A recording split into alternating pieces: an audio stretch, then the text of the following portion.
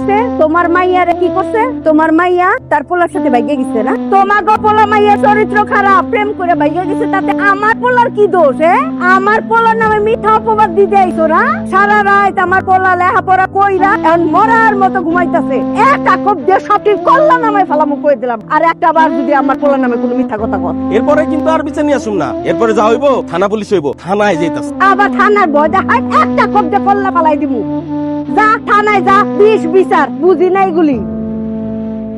আবারও এত করে কইলাম যে বাজার আজকে নিজ রাতে খাইয়ে নিয়েছে, নিজের রাত দেখাইলে কি হয়? এই মা কি সারা জীবন বাইসে থাকবো?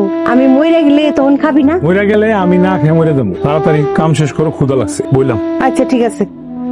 চাচি, একটা জামা নিয়ে আসছিলাম, যদি একটু মাথা নিতেন। জি চাচি, দাঁড়ায় থাকেন, আমার কাজটা শেষ করে। সমস্যা নাই, রনি ভাই তো আছেই। রনি ভাই আমার মাথা নিক। জি না, আমি আপনার মাপ নেব। সবকে ঠিক মাইরা খাড়ায় থাকেন।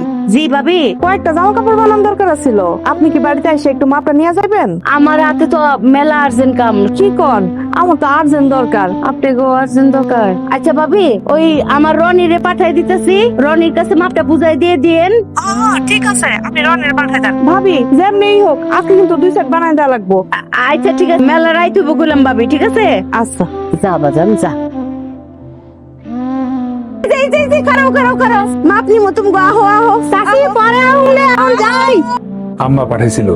হ্যাঁ, তোমার মার লগে কথা হয়েছে আমার। এনে তো জামার মাপ নিতে আসছে, মাপটা দে। আচ্ছা।